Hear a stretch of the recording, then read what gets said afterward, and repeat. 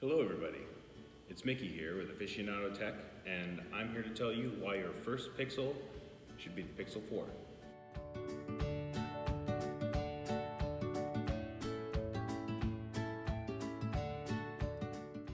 So the world has really had a love-hate relationship with the Pixel line.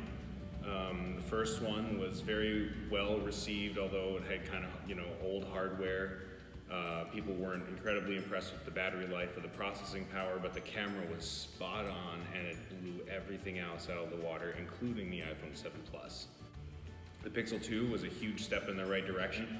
It kind of got caught in between Blue Screen Gate or whatever they called it. It was mostly a reviewer thing that they cared about. I think I've only had one. I have my own tech shop. I sell pre-owned phones, and I think I've only ever had one model that I've noticed there was blue on it, and I don't even know if the screen was replaced. So it was a good phone. It released Active Edge, which we all thought was going to be a gimmick, but it actually ended up being in every single Pixel beyond that, including the 3A. And was an integral part of the Google ecosystem. Optical stabilization for video, optical stabilization for photo, as well as some more processing power, and I believe the photo chip, I believe, was in the 2, but that may have been the 3.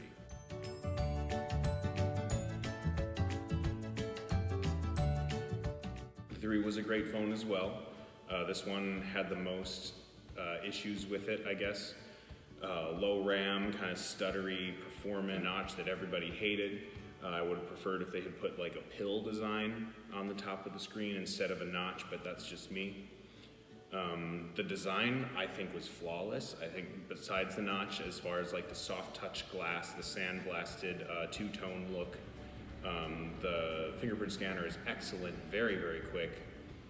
The screen was good, it looked good, good color scheme, all that good stuff, except for the notch.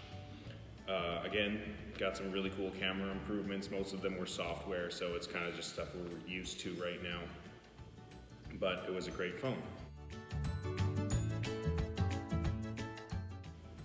Now let me tell you why the Pixel 4 is the one you should start with.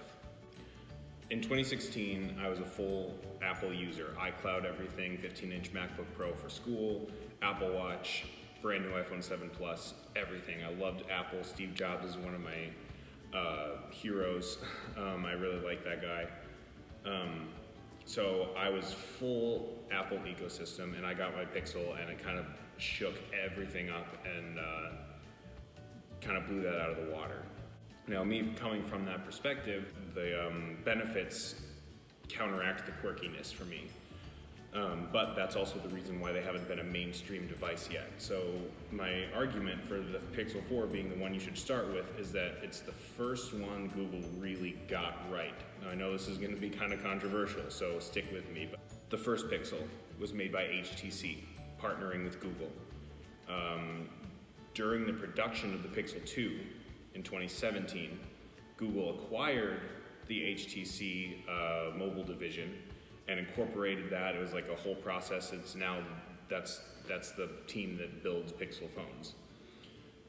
But they designed the Pixel, or they did design the Pixel 2, but they didn't make it themselves. They didn't have everything done in-house. LG made one, I believe it was the Pixel 2, no, sorry, it was the Pixel 2 XL. And then HTC made the smaller one, which is why they were so vastly different. The first phone Google actually fully made in-house was the Pixel 3. That's my forgiveness for all the stutteriness and for the low amount of RAM, is that they've been making phones for years, but they haven't tried to take on Apple necessarily with any of them. It's a whole different world if you're not just making a developer device like a Nexus. But the Pixel 4, is just, I have a Pixel 3 XL and a 4 XL right now. I'm using, kind of switching back and forth between them and kind of playing with battery and comparing them. But the Pixel 4 XL does so much better with adaptive battery, and it lasts so much longer that I missed it almost immediately. Like I would turn my hotspot on the 3 XL and it would start heating up. Like it would be overpowered. It would work okay, but it was starting to get warm. The battery was draining really quickly. I don't have any internet here at the shop yet, so I usually use my hotspot for my assistant speakers and stuff like that. I can get through probably 4 hours of using my phone and using the hotspot and doing data transfers, all that stuff, and I'll still be at like over 50% by the end of 4 hours of use like that. So that, I mean, that's saying you're at 50% by 3 in the afternoon is maybe not great, but if you've been using hotspot almost that whole time, that's pretty good in my opinion. The build quality, the processing power, it all just is right. It feels very good with the fluid display and then with the camera as well. The zoom does add a lot of data to the photos, and it takes very good video actually zoomed in. I just posted a video of a bird I zoomed in up on top outside earlier, and it actually looked really good. So if you're gonna start with a Pixel, start with the Pixel 4. That's gonna get you the most refined, most Google-produced version of their own product as you can get right now. If you can start with the Pixel 2. I sell Pixel 2s all the time. It's still an excellent phone, it's still a great phone, but if you want the actual product that Google is pitching you, and the one they had complete control over, the Pixel 4 is the one to go with.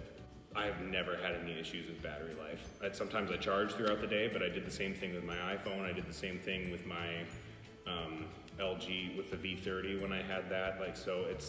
Plus the fast charging is just so good. I mean, I'll plug it in for 12 minutes and get 25% charge. So don't worry about the battery.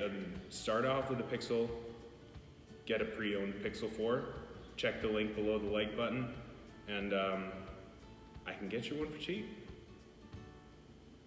Thanks, guys.